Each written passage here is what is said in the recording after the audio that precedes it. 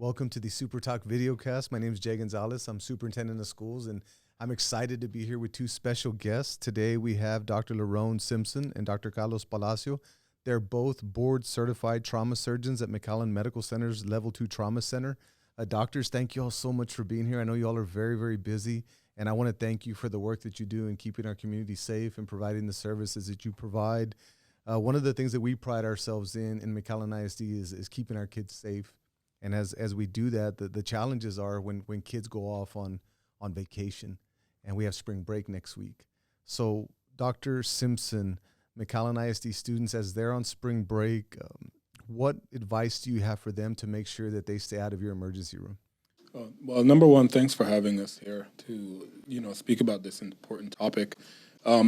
Usually when children are out of school or are on break, we notice a rash of increase in presentations to the ER with injuries, that specifically being outside injuries or injuries associated with ATV accidents. And this is what really spur a lot of our discussion to the community, and hence why we're here today. What advice I have for children really starts with the parents and adults that are supervising children.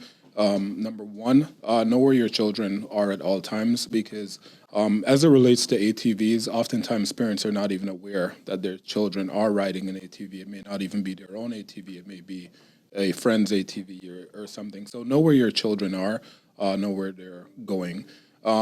If the child is going to be riding an ATV, then make sure that they have the personal protective equipment and so on, and we can go into that later. Absolutely. And Dr. Palacio, I know with our students, now that the spring is coming and summer's coming, there's a lot of outdoor activity that's going to be going on. And one of the benefits of being in the valley, there's a lot of open space. And as Dr. Simpson pointed out, there are ATVs that kids use on a regular basis. And you all have had a big voice with regard to being against young children using ATVs, and why is that? Well, thank you so much for having us here. You're welcome. The problem is the consequences that can have. We see it every single day in the hospital. The kids arrive, and unfortunately, either they're not wearing a helmet or the protective gear. They're, as Dr. Simpson mentioned, they're lost sight by their parents, or they're playing with other kids. And then we see the consequences every day that they have, and the main one is the head injury that they receive because of the accident.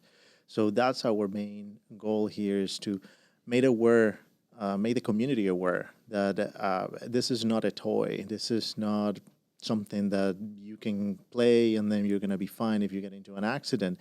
It's just the consequences on your life and for the future as well. You mentioned head injuries, and I know that wearing a helmet is important, but these machines are heavy. I mean, correct. So what other types of injuries are you seeing aside from head injuries?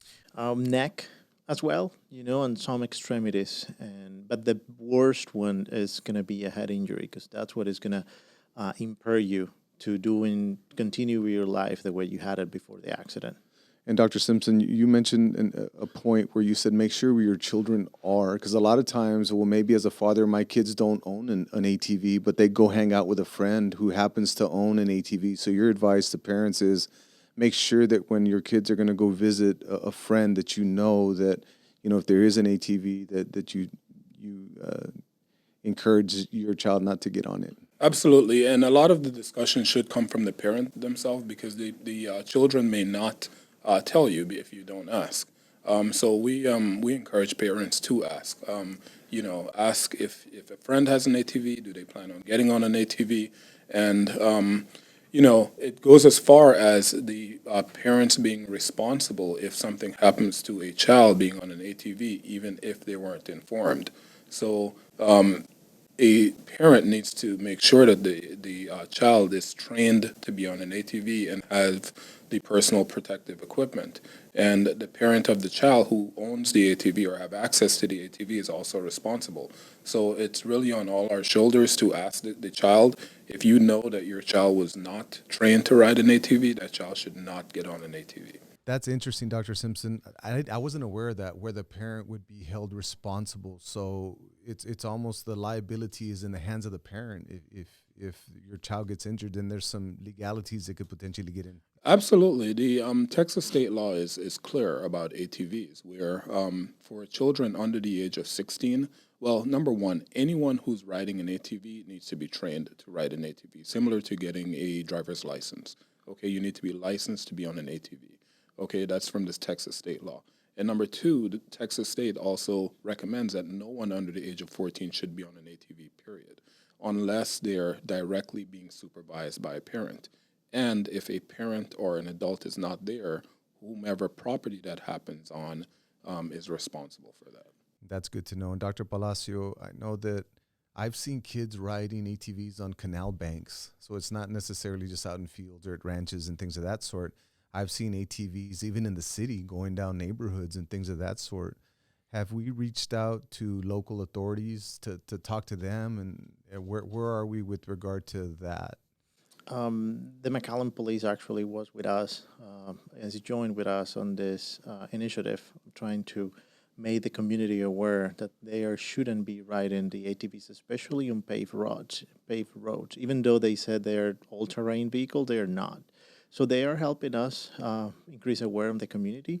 But again, at the end, it depends on the parents and also on the kids. And if they don't know them, that's a big issue. We just have to increase awareness as well. And I think that's great advice also, because a lot of times parents or kids might think this is a toy, but it weighs a couple of 1,000 pounds. And I'm sure that in the emergency rooms, you see some situations where kids could actually get crushed by these. Correct. It's actually machines. 600 pounds. So when they go and they roll over, this can land on you. And if it does, then it can cause damage anywhere in the body. So I'm so glad that y'all came in today, because I'm sure out of the 22,000 students that we have, that we have some that own ATVs and some that may be even considering. If there's any parents out there that are considering purchasing an ATV, please use caution in that decision, because we have two world-class doctors here with us today that are saying that these are very, very dangerous machines. And if you happen to have one already, then just make sure that you have the proper training and that you don't let friends that don't have the proper training on these machines, because the last thing we want is for somebody to get hurt. And I do want to thank Dr. Palacio, thank you, and Dr. Simpson, thank you all for going above and beyond, because I know you all are very busy, but why are you all so passionate about this topic? I think for us, and for me specifically, one thing is whenever you see a patient, like Dr. Palacio said, that comes into the ER that's injured and it's a preventable injury, it really hits home, especially when it's a child.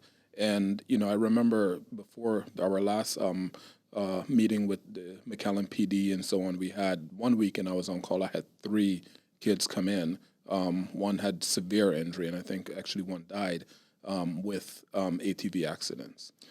So this really sparked, going through the numbers and, calling awareness to the community that, this is a preventable injury. No one wants to lose a child. And I'm sitting here thinking as a father right now, man, my kids are young right now, but, that's something that it crossed my mind, because, I grew up in a small ranching town, and sometimes we go back home and ATVs and motorcycles and things of that sort are a big part of that. But now that I'm talking to you all, it's preventable when you kind of think logically about what could happen. Jake, I know that Jake's here with us, and I want to thank you, Jake, for being here always on the SuperTalk. You do a great job of producing the show, and also thank you for serving our country. Jake's a veteran of the U.S. Army, so I know that as the doctors talk about all these injuries, that you can kind of go in your experience and see how that plays out. And you did some research around ATVs. What did you find out? Yeah, actually, the stats that we have actually come from KVEO and a story that they did with Dr. Simpson.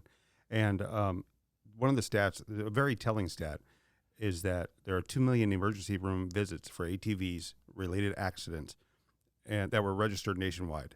Yeah.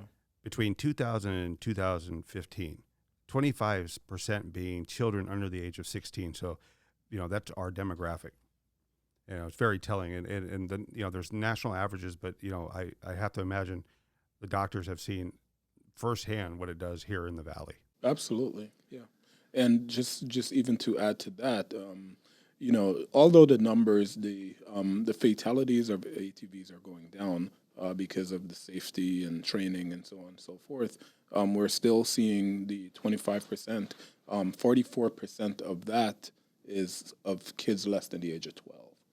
So kids under the age of 12 have an increased injury and mortality rate with ATVs. Well, I'm hoping that through this discussion that there's a parent or a child out there that's going to learn from it. And as you all mentioned, this is preventable. So the intent of the SuperTalk is just to have conversations with key people and get a message out to the community. And I think this is a very important message.